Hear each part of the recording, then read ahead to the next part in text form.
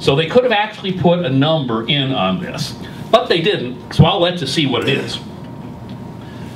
In 1900, the rainiest day of the year, on average in the United States, it rained 2.35 inches at a given weather station. By the time we get out to the year 2010, the trend line is at 2.6 inches. That's 1/4 of an inch. The State Science Institute is not above being a little bit insulting and demeaning, okay? What they're saying is that this much more rain on the heaviest day of the year is something that you can't put up with, and therefore we need to empty your wallet. Reminds me of a political cartoon from a few years ago. The Earth is sitting on an examining table. He's got a thermometer in his mouth, and the doctor comes in and says, well, you seem to have a slight fever. We don't seem to know why, so we're going to cut your legs off. Now, Sally James at Cato is one of our trade analysts, and she wrote a chapter for this book. Sally communicates better on trade on television with everybody, and even best with every man in the country whenever she's on. She's absolutely incredible presenter of information, and very good. She's got a PhD in Ag Econ from University of Western Australia. And I said, Sally, when Waxman Markey thudded onto the desks, the night before it was voted on, the night of the 25th, 26th of June, 300 unread pages plopped into the front of the door of every congressman. And in those unread pages was the following provision: that the president shall levy a trade embargo, a tariff against incoming goods from countries that emit more carbon dioxide than we do, because they do not, or because their emissions are not being reduced as much as ours are by our cap and trade law, and that this cannot be reversed unless there is a specific act of Congress. That's what it said. The president must do this. This is based upon a principle of the environmental community, which is that when you export jobs and capital, the countries that you export them to are dirtier and will become dirtier. Okay? Well, you know what? Our friends at the State Economic Science Institute just made another testable prediction, didn't they? So I said, Sally, would you test this for me? And she got me this graphic, which is foreign investment, which is on this axis, and environmental quality index on the right axis. And it's very obvious that the more money that we invest in other countries, the cleaner they are, and the cleaner they ultimately become. So, so much for that hypothesis. And then the Defense Department's in on this. Climate, this is from the Center for Naval Analysis in 2007. I don't know if any of you folks know Ivan Eland. Ivan used to work at Cato, and he's a good defense analyst, and I asked him to work this out, and he did. Climate change acts as a threat multiplier for instability in some of the most volatile regions of the world. Projected climate change will seriously exacerbate already marginal living standards, causing widespread political instability and the likelihood of failed states. This isn't even 20th century political geography. This is 19th century. This says climate change will cause resource wars. Okay, fine.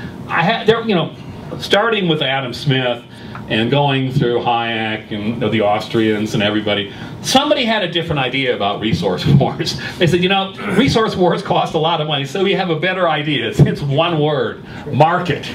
Okay? This is saying that markets will not function, despite the fact that they are. Now, of course, a nation that burns up 42% of its corn crop and is the major supplier of corn to the world may contribute to a bit of grumping, I will say that, but we shall see. Anyway, then there's this one, my favorite. Climate change, health, and the stupid people hypothesis. Now, there's a story behind this story, which I'll get into in a second. Okay, the idea here is that as global warming warms particularly our cities up, that there will be more death from heat-related causes in heat waves. In other words, the idea is as these cities gradually warm up, that people will slowly fry and die because they're too stupid to adapt. So my colleague Bob Davis and I, this is when I was at UVA, I went up to Bob and said, Bob, you know, we can test this, can't we? He said, yeah, sure, why not? And so we got health data from the CDC, cause of death data for as many years as we could, and we looked at 29 major cities in the United States. And lo and behold, there, in all but one of them, heat-related death is declining significantly. Now, heat-related death is supposed to affect the elderly and the very young. And in fact, the two cities that have the least heat-related death are Tampa, where college guys don't go looking for chicks during spring break, and Phoenix, to which the same applies. Okay, they have the oldest age distributions in our sample. What is the deal with them? They're hot, and so they're adapted to the heat. The one city in which heat-related death is going up in the United States, by the way, is young, affluent Seattle. And that's because it's not very hot there. Of course, what will happen eventually, by the way, I didn't mention this to you. You don't need global warming to test this hypothesis, you know? Because the city urban cores heat up on their own. That's what's so nice. In fact, DC's heat island is about 5 degrees compared to the surrounding countryside. And that's a little higher than most because there's an additional waste heat from all the money changing hands. and the bodies bumping into each other in odd ways in the halls of Congress. But hey, I'm a libertarian. I don't see a problem with, never mind. I don't want to go into that. It was only online. No harm, no foul, right? Anyway, and so this hypothesis is being tested without global warming, which is what's so nice about it. And then somebody said to me, well, I went up to Davis and I said, Davis, this is stupid. We should stop doing this. Because all we're going to demonstrate is that, you know, people don't want to die. And he said, oh no, we're going to publish it. And it got published, and 3 years later he walks into my office, he says, hey Michaels, you know that paper? It got the Climate Science Paper of the Year. That's the one that he was talking about. And the funny part about it is, I do want you to think about this. How perverted is a profession, intellectually, when you give an award to a paper that says people don't want to die? Talk about the ivory tower. Yeah. So anyway, this is from our dear friends at the United Nations. We have already begun to see the kind of heat waves that scientists say will become, I could read this like Al Gore. We have already begun to see the kind of heat wave. He wears shades, doesn't he?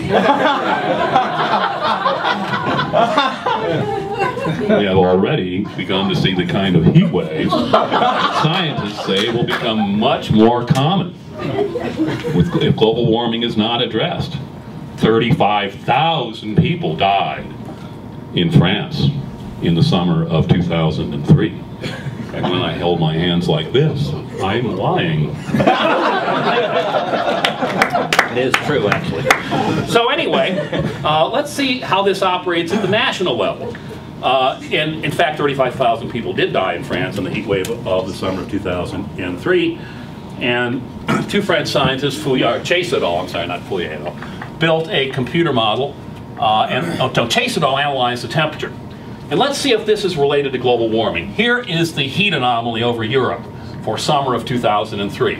You can see it's this tiny little blob of intense heat over the epicenter of climate change hysteria, which is Europe. If you look at the color scale for the rest of the map, you realize that most of the world is at or below normal, or right around normal, for the summer of 2003. So it's really hard to relate this to global warming. But Fouillé et al. Built a computer model for heat-related death in France, and the light line is what the model says the deaths should be. This is the summer of 2003. This is deaths per 100,000 per day as we go through the summer and into the early fall. And you can see the black line is the actual number of deaths, and there were many more deaths than were supposed to occur. Why is that? There were other factors involved in France in the summer of 2003. It was August, and mom and pop go to the beach and leave grandma and grandpa home in the unair-conditioned house. and the health care workers go to the beach, etc. It's not good. Then there was the next heat wave of 2006, which is really, really hot. Oh wait, you guys didn't hear about the European heat wave of 2006, did you? No, too bad. Here are the number of deaths that were supposed to occur in that, and here's what happened. Why? Well, the French had an aversion in the year 2003 to air conditioning. It was a gross American, artificial air. And then they went and realized that, hey, there's Walmart. And you can buy an air conditioner. So heat-related mortality dropped.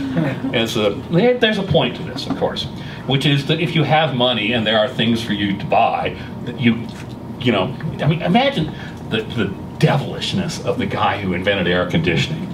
I'm going to give something that will keep people from suffering in the heat, knowing full well that if you suffer in the heat and you don't do something about it, you will die in the heat, and that this machine would actually do that. That's what happened. And this is what happened in France. They adapted. Almost done here. Education is propaganda, one of my favorites. Neil McCluskey did this. He looked at the California environmental literacy standards. According to the U.S. National Climatic Data Center, the 50-year trend in California temperatures is 0.43 degrees Fahrenheit per decade, or 4.3 degrees per century. Well, those guys at the CSSI, that's the California State Science Institute, are very, very clever.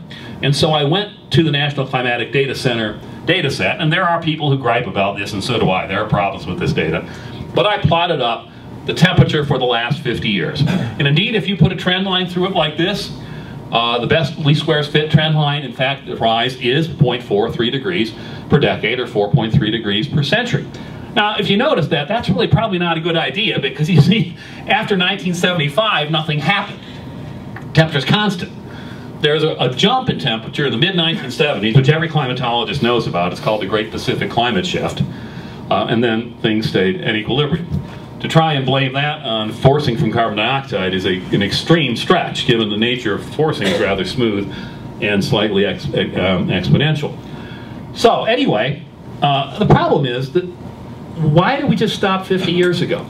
The NCDC record goes back to 1895 for all the states. And like I said, there are problems in California. There's a big heat island in California. The actual rural data in California show a negative trend.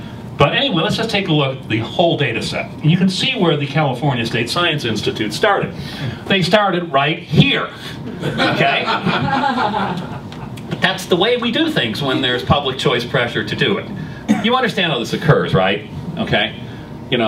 We have all these billions of dollars of your money on the table in Washington, and the head of an agency is supposed to come in and testify on global warming, and the congressman says, is this so important that we need to spend this? And you think the guy's going to say no? Do you think the reviewers of grant proposals that say that this is not really important are going to say, great proposal, we'll fund this? No, that's what happens, okay? It's called public choice in action. Anyway, and that's the way you wind up selecting starting points like this for the school children of California. So, we're back to our friends at the State Science Institute, who never admit errors. Tom Carl is the head of the National Climatic Data Center, and he wrote a paper in 2000 in Geophysical Research Letters that got front page coverage in every major newspaper in the world. It said that the rate of global warming had suddenly doubled. Whoa, why? Based upon 1 year's worth of data. Well, if he were my undergraduate student, I would have said, hey, Bucko, you better try a new paper topic for this course, okay? Whoops. This is the East Anglia data set. We can talk about that all you want. And you can see there's 1998. So he based his finding upon this 1 year and said there's a 95% probability that the rate of warming has changed from 0.17 degrees Celsius per decade to 0.3 degrees Celsius per decade, a virtual doubling. You want to see what happened?